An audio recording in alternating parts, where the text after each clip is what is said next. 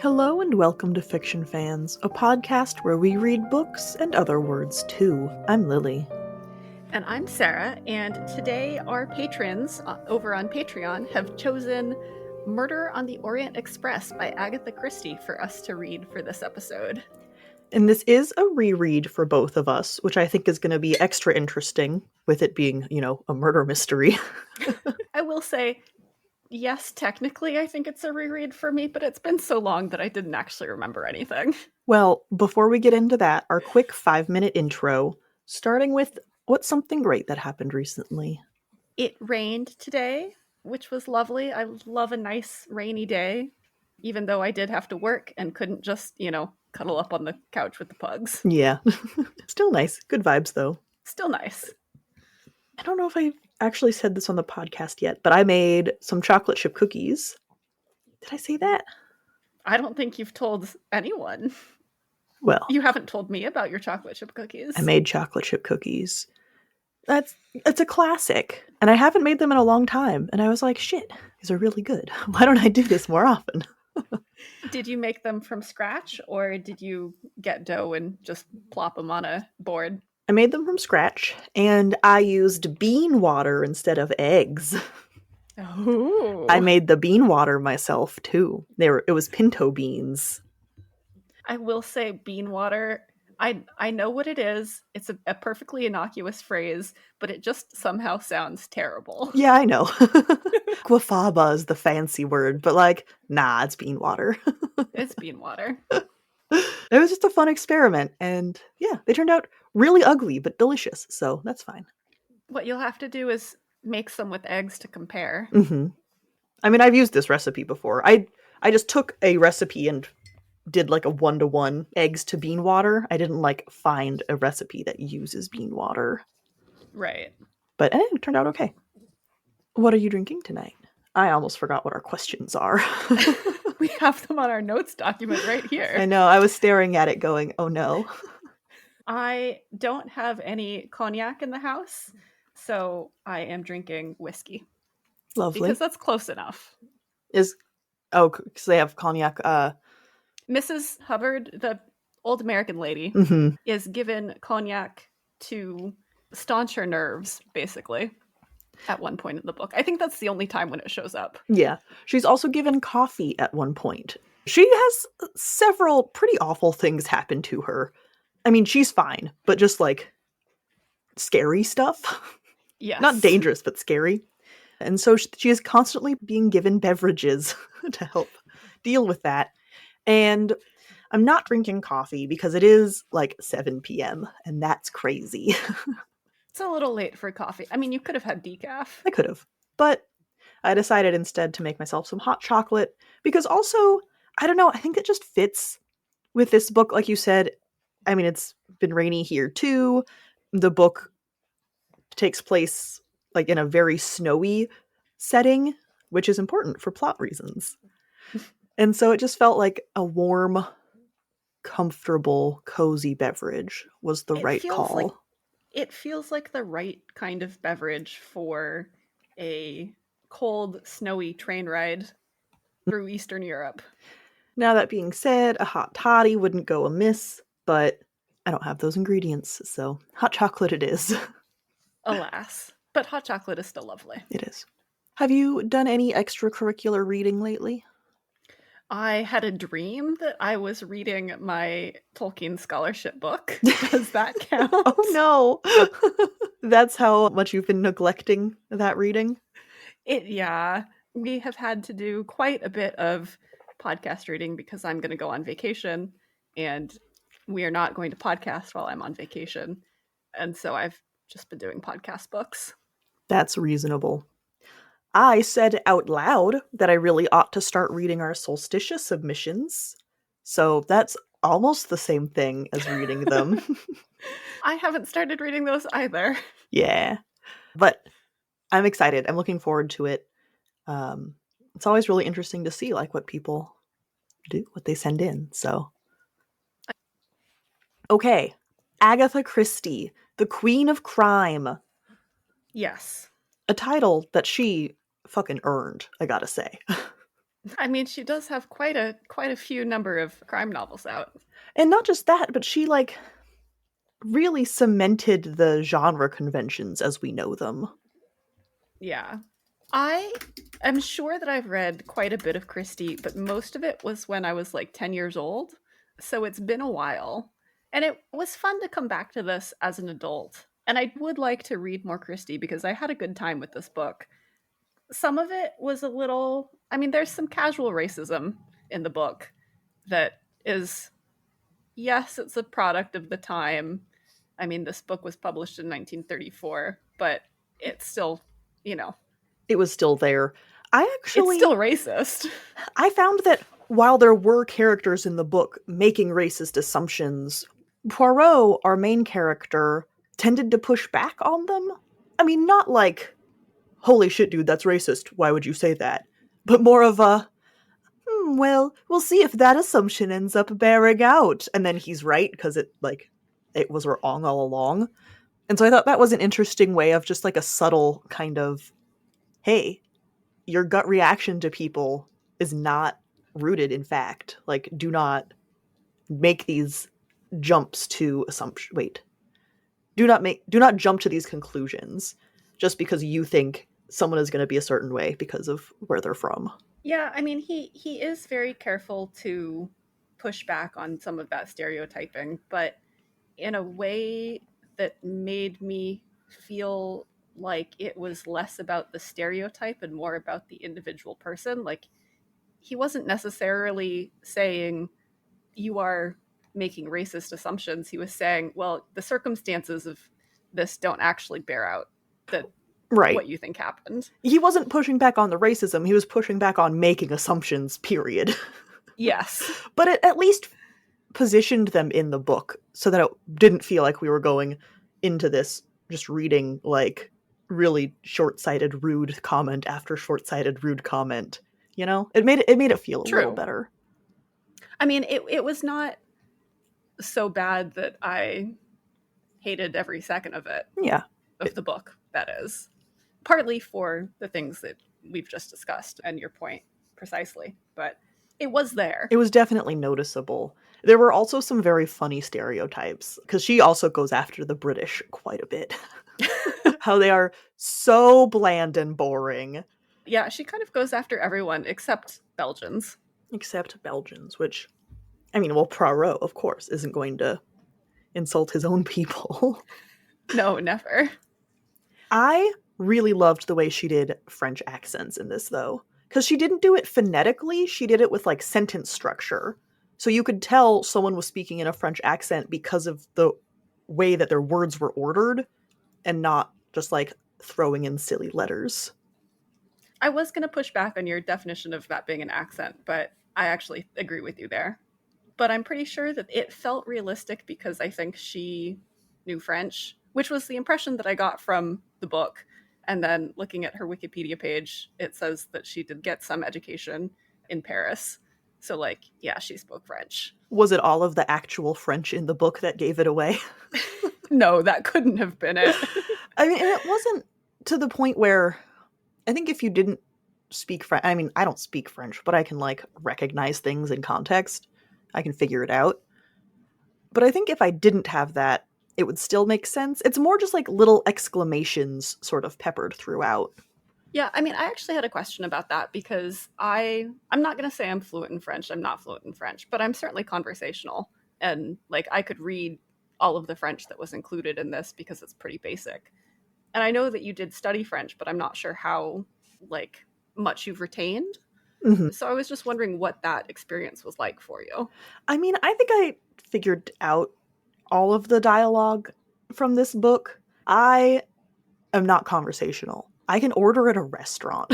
Like, I can, like, brute force my way through. I'm sure my grammar is terrible. I can communicate, but not elegantly. You know what I mean? Right. Yeah. So I probably, or I know for a fact, that if I would have been given all of those sentences in English and told translate this into French, it would have been a fucking disaster. But seeing them in French, I had enough vocabulary and enough context clues that I could go, oh, okay. That's something to the effect of why I never, or something like that. Right. Got it. And I do think that it's small enough that if you didn't speak any French, you would just, skip over it You can and you'd be just, fine. like, imagine that they're saying "Sacre bleu" every time, and then that's fine. Basically. They were not getting, like, important details for the story in those moments. Right. It's more like character work, Yeah. really. Mhm. And it makes sense. Poirot is Belgian. He speaks French. Her descriptions of characters were absolutely bonkers. She was just calling people ugly left and right, and it didn't even feel cruel. Like, it just felt very matter of fact. I mean, I would disagree a little bit there. It didn't feel like a statement of character. The ugly people were not the bad guys, but it definitely felt, I mean, it's not a nice thing to say regardless, yeah, but they're not real yeah. people, so that doesn't count. I mean, but it can still be a mean thing even if they're not real people. It didn't. I feel like a lot of times when physical descriptions are so, not biased, but vehement, it's often used to tell you whether you're supposed to like a character or not. And I was very impressed that that was not the case. Yeah, I mean, it felt, I'm going to say even-handed, for lack of a better phrase, because even like Poirot was described as being an ugly little man, basically. Yeah. And he's our hero. So it didn't feel like it was only being applied to the bad guys. I mean, specifically, I think we'll have to have a conversation about who the bad guys are. Well, yes. But I mean, in a general sense, it didn't feel like it was being applied to bad guys. I mean that more as agreeing with your point that Yeah. it was not telling us who we should like or not. Yeah, exactly. It does still feel kind of bad when some people are described as really ugly and some women are described as like being stunningly beautiful. That is also how people work, though. It is, but it's just, I don't know. It was so blunt that I wouldn't call it nice. No, I did not say it was nice. I said it didn't feel cruel. Okay. It didn't feel cruel. Unkind, maybe. Unkind, yes. Not tactful. But who does she have to be tactful about? I mean, I guess it's true that these are just fake people in a fake world. And I wish I had, like, marked down which page that these descriptions were on. Because she didn't say, oh, that person, like, has asymmetrical eyebrows and that's why they're ugly and is therefore calling all people with asymmetrical eyebrows ugly. You know, like, I mean, she didn't... she did describe the Russian princess as having a toad-like face. Yeah. I don't know if there's a single human being that description is actually accurate for. That's a fake person. I guess it kind of, I don't know, it just, all of the descriptions felt over the top a little bit. Oh yeah, for sure. Definitely. And I think the amount of ugly people contributed to that feeling. She was not trying to stroke anybody's ego. Yeah. It's more like there were no just normal people. They were either hideous or beautiful. That's true, yeah. No neutrals. Yeah, there were no neutrals. Well, in the novel, Poirot is savage. Near the beginning, this one character asks him to, like, be a bodyguard, basically. And he's like, I don't like your face. Like, straight up to this person. Absolutely wild. Yeah, That was not him calling him ugly. That was him saying, like, something about your face makes me think you're not nice. Yes, that was very specifically not him calling the character ugly. That was so blunt, I couldn't, it made me uncomfortable. I was like, Poirot, you can't just tell someone you don't like their face. Even if it's true. It gives you, like, it paints such a picture of this person. In this story, he is a world-renowned detective. Not necessarily celebrity status, but people in that industry recognize his name. And so he doesn't have to bullshit. He can just be extremely blunt and there's no consequences, because what are they going to do? I mean, I kind of got the impression that he would have done that even if he wasn't a famous detective. Yeah, probably. Like, he might not have necessarily been quite so blunt about turning down jobs, but that's just kind of the person he is. He's this, middle-aged or slightly older, fussy detective. Very opinionated. And not afraid of making his opinions known. No. This book had such a procedural structure. It was very fun. It has been quite a while since I've read any Agatha Christie. I've seen some adaptations recently. Kenneth Branagh did a movie series. He, in fact, did this exact Yes. book. Yes, he did. But he did it, I think there's like 3 of them. Also, casting yourself as the ugly little man, amazing. Power move, Kenneth. But it is really fun. Like, the book is just laid out very matter of fact. Like, at the very beginning, the crime occurs. Poirot signs on to investigate. He just goes through, like, okay, I'm gonna look at the scene, I'm gonna interview all of the people, and we just follow him through his detective process. And then at the end, he's like, okay, I'm gonna sit here with my eyes closed for 15 minutes, exactly 15 minutes, and then I'll know the answer. It was fun. It reminded me, and I mean, obviously this is intentional because Agatha Christie is foundational to the detective genre, but it reminded me of Death in Paradise, which follows this exact same format. You know, crime occurs, the detective looks at the crime scene, interviews the people, has an aha moment, calls them all together, and then explains what happened. And reading this book just reminded me how much shows like that are built on what foundation Christie laid. Absolutely. And it's fun that it is so predictable in that way. Right. So like the surprise doesn't come from what happens. The surprise comes from the mystery itself. I mean, I would argue is one of the foundational concepts of cozy mysteries, right? Not that I'm calling this cozy, but that's a really important aspect of them because you're not going to be shocked by what's happening. You're going to be surprised by the discoveries that they're making. I mean, if you wanted to make an argument that the Poirot novels are cozy detective novels, I could see that for exactly that reason. I mean, they're very formulaic, and Poirot always gets his guy in the end. Yeah. There was some fun tension in this because it was on the Orient Express. They're on a train. Of course, this is a classic novel, right? It's the train murder. And so there is some tension there because the murderer is one of us, which I think is also a common thing that Christie does to kind of raise the stakes a little bit. Because otherwise, this book is all conversation. There is zero action. I mean, it's not quite a locked room mystery, but it's a locked train mystery. It's basically a locked room mystery, right? Basically, yeah. Not only are they on this train, the train is stuck in a snowdrift. So it is not moving. It's in the middle of nowhere. They are snowed in, basically. They're on this little train car, and someone gets killed. And so it's like, okay, well, not a lot of options.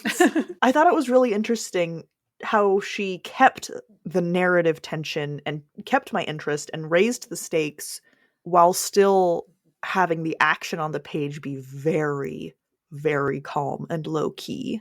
Like you say, it is all conversation. I mean, it's all Poirot interviewing the people on the train, and the stakes come by the reveal that, you know, this piece of their testimony is a lie, and this piece of their testimony is a lie, and how that reveal of information keeps the stakes from, like, lowering. Yeah, and it's also short, right?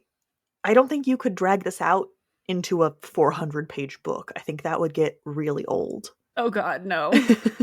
But like the pacing is good and it stays fast because we're learning new information basically every page. There's no filler. It's just he interviews all the people, he figures out the answer.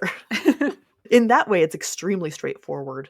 The mystery itself, bonkers, but that is a spoiler conversation. We will talk about that later. I think we're about there, though. Who should read this book? If you like crime fiction or detective novels.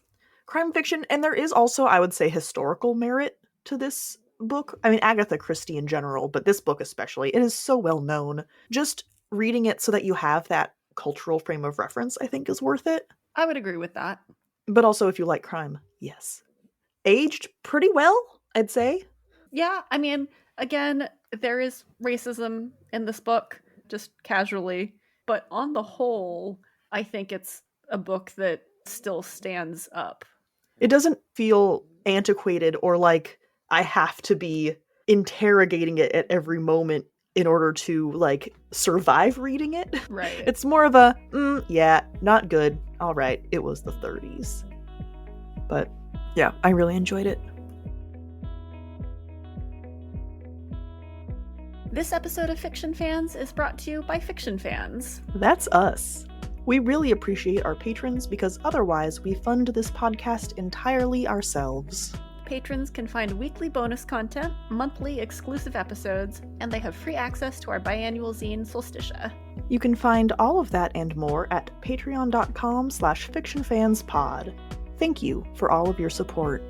The remainder of this episode contains spoilers.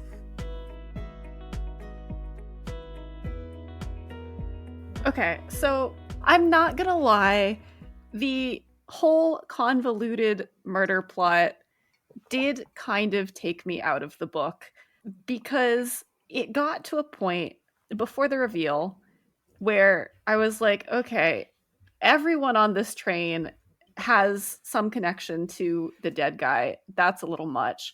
And then it turns out that they're all in on it. And I was like, guys, I get that you wanted to be a jury, but there was a much easier way of doing this.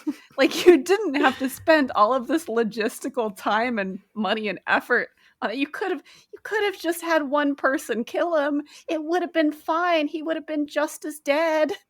Well, it was also to protect them from getting in trouble for it. Yeah, but I'm sure they could have figured something out that would have protected them just as well. Yeah, probably. I love that as a twist, though, because you go into it thinking, all right, who done it? Which one of them is the murderer? And then it's every single one of them. Every single one of them was the murderer, like all in cahoots. That is a really fun twist on this structure that is so predictable as a novel overall, like the plot arc. But the mystery itself is still very fun and weird. It is an excellent twist. I agree with you. It's a great twist. But I still think that it made life so much harder for them. It was not realistic. It was so silly. And they could have killed this guy like years ago probably if they weren't dead set on them all doing it. I do think that them all, having a history with it. Also, talk about a bad guy. He was so just evil. Like, yeah, he was just straight up bad. There was no redeeming qualities to him. No nuance whatsoever. They're all mad because he murdered a toddler, which is pretty fair. And got away with it. And had done it before. So, yes. Like, there is no world in which we're going, I don't know, guys, you're being pretty reactionary about all this. Like, yeah, I mean, they're justified. His death was totally justified. 100%. I just think they could have done it a lot easier. Well, sure. I'm glad, though, that they were all, they all had this knowledge of him, because while I was going through the book and reading it, and they're like, oh yeah, everyone just, like Poirot, doesn't like his face. Like, all of these random people just decide they hate this dude. That's crazy. No, that's a lie. They have a good reason to. It's not just because they sense his vibe. That would have been crazier. Yes. It is interesting rereading a murder mystery. It's a very different experience, and enjoying the experience always is such an interesting counterpoint to the concept of spoilers. I mean, obviously, choosing to reread something that you know how it ends is different from being excited to find out how something ends and having it ruined for you, but still, like, does it really ruin it if you know what's going to happen? No. I mean, yes, it does the first time. Yeah. Or it can. Because I do think that, like you say, there's a difference between choosing to read something knowing how it ends and having something involuntarily spoiled for you. Yeah. And I would argue that having something involuntarily spoiled for you absolutely ruins the experience, not because it makes the book less, but because it takes away your own enjoyment of being able to figure out what happened or coming to the end without having figured it out. That's true. Yeah. And that's different from choosing to spoil something yourself. Absolutely. Yeah. I do think, though, that it is fun reading books, especially mystery books, when you know how they end, because you're interacting with the clues differently. Absolutely. Yeah. I mean, I think there's value in reading something knowing how it ends, like you say, because you do interact with it differently. But it still comes down to that matter of choice. You are choosing to interact with the book in that way. Yeah, absolutely. So, did you remember? Or was it all new for you? I did not remember. I mean, the last time I read Agatha Christie, yes, I think technically this was a reread, but the last time I read Agatha Christie was like 20 or 25 years ago. Fair. So, no, I did not remember the end. And I've not seen the movie. So I didn't have that like in my head either. Yeah. I remembered at around, I think, like 30 pages in, and my copy was 175. So quite early on then. yeah, like I said, I did not figure it out. I remembered. Very different. Yes. Did you then spend the intervening pages trying to see what clues Christie had left so that you could potentially figure it out? Yeah. And I remembered that it was all of them, but I did not remember how it got there. You know what I mean? Mm-hmm. I kind of knew that all of these people were getting revenge on a guy who sucked. That was it. That's all I had. And so, yeah, the way they worked together and they crafted their alibis to cover for each other was like really fun, seeing those puzzle pieces fit together. And then there were some things that I figured out but didn't figure out what the like broader implications were. Mm-hmm. So it was fun. I will admit, all of the, I'm going to call them geography related clues, were absolutely meaningless to me. When you say geography, Physical layout of the space.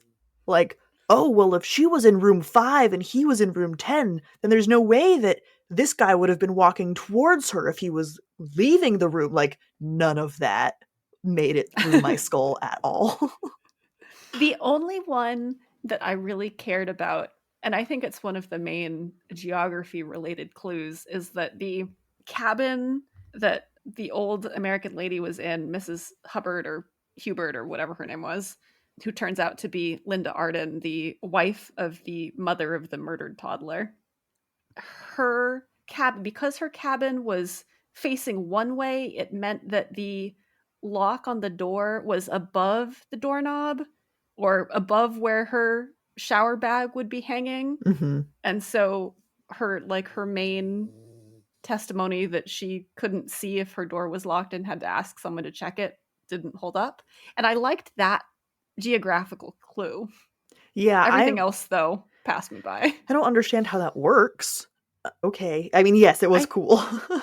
I think it's just that on cars facing or rooms facing one way had the lock above and rooms facing the other way had the lock below. Yeah, I mean, yeah. I just don't know why they would do that, but sure. Yes. I did like that. I don't either, but they did it. I think clearly. Her character reveal was the most exciting one. She's the most changed, I think. Yeah. Like it is the most reveal. Everyone else's character is the reveal is how they are related to the case. And for her, it's a reveal of who she actually is. And that was really fun and exciting. And she's so annoying and like kind of in a, oh honey, like pat her on the head condescending way. Like she wasn't terrible. She was just annoying throughout the book. And so to have that all be a smokescreen was very cool. I did like that, yeah. I do think it's kind of wild that at the end, Poirot is like, okay, so here's the actual solution, but you could just tell the police that someone got on the train, stabbed him, and left because Ratchet was such a bad guy. And that's what they do. Well, at that point, when he's announcing this, he's announcing it to everyone who was in on it and his buddy who works for the train company. And the doctor. Oh, and the doctor was also not involved. There were the 3 people investigating. So it's not like he had to convince, all of the other guys or people, men and women, that they shouldn't turn themselves in. They were Yeah, I mean, probably already on board. he only had to convince his friend and the doctor, but it's still wild that, like, that's what he does? Mhm. That was an option? Oh, you guys, you could just lie to the police. It's fine. Yeah. Ratchet was so terrible. We're glad he's dead. These people were justified. It's fine. Taking vigilantism to a whole new level. Yeah. I will say that maybe is what surprised me the most about the book. Yeah, that they were like, we declare all of you the murderers, and this is fine. Yes. Because I knew, I mean, it's a detective novel. There's going to be some kind of twist at the end. Mhm. So I was expecting that. I wasn't necessarily expecting that exact nature of the twist, but I was expecting that there would be some kind of grand reveal that would show how this had all come together. But yeah, I was not expecting that the end result would be, you're all just going to go free. It's fine. Well, and that's another kind of reversal that she does with this story, right? It's not find the bad guy, it's finding the murderer reveals that the murderee was the bad guy and has therefore already been taken care of. Which I thought was, yeah, just fun. Like, keeps you on your toes, right? Mm-hmm. I liked it. It did make me want to get back into Agatha Christie and read some more. Especially because it's so moody. Like, the weather's been so moody. It's good weather for detective novels, I Yeah. feel. It did make me want to read more Poirot, and it also made me want to watch more Death in Paradise, which I really enjoy. I love murder mysteries, honestly. It's just a genre that really appeals to me. And I really like the ones like this, where it does set up clues so you can try to figure it out as you're going. There are some mysteries where the twist is a piece of information that the audience doesn't get to find out until the end, and that's how the answer is put together. And that feels kind of cheap to me. Yeah, I feel I like agree Sherlock that Holmes tends to do that, or at least the adaptations do. it's been long enough since I have read any Sherlock Holmes or watched any of the adaptations. Actually, I'm not sure if I've seen any of the adaptations except for one of the Robert Downey Jr. movies and the first like 2 seasons of Sherlock. And there are a lot more adaptations than that out there. Yes. But this is the kind of, I'm going to call it lighthearted. It's not really lighthearted, but almost cozy detective novel that I like, or detective story that I like. Mhm. Because you can feel good at the end. Yeah. Okay, I think here's the difference. With Poirot, he's walking, well, his fellow investigators, but also us, the audience. He's walking us through the information he's gathered and put together. He doesn't share the assumptions he's drawn or the conclusions he's drawn, but does lay out like the facts as he has figured them out so that we actually can follow along with him. Whereas with Sherlock Holmes, it's from Watson's perspective, and all of the great detective work goes on in Sherlock Holmes's head, and it's entirely opaque to us. And you can still kind of get clues, but it's not as much of a like, come along with me on this adventure. Yeah, you're not following along quite as much. Mm-hmm. And I prefer this way. Yeah, Obviously. that makes sense. Yeah. Just a solid mystery. There's Christie. She knew what she was doing. Yeah. I mean, this was fun. It was a nice change of pace too. It was. But it still felt, I mean, obviously it wasn't fantasy. It took place on Earth. But it was so over the top. I mean, it's fantasy in the way they all get off scot-free at the end. It's so removed from reality in that way. Yeah. Yeah. Just like the whole concept of like, yeah, these 12 or 13 people all gang up together to enact justice that is 100% justified. Like, there is no gray area, feeling bad about it. And they actually have a really well thought out plot that only gets kind of foiled because of a snowstorm. Mhm. Like, you would expect that there to be a lot more just interpersonal issues. Yes. A lot more arguing over how they're going to do it and who's going to do it and what's going to happen. And like, you would expect it to fail that way. And that's not how it fails. Poirot's just too good. And even then, it doesn't really fail because he's like, nah, you're fine. Yeah, it doesn't fail. I mean, they still have a very successful murder. They get the guy, and they only kind of get caught.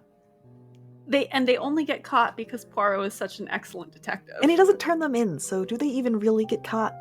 Not really. Yeah. Unmitigated, good ending, happy ending. Yes. And that is the best fantasy of all.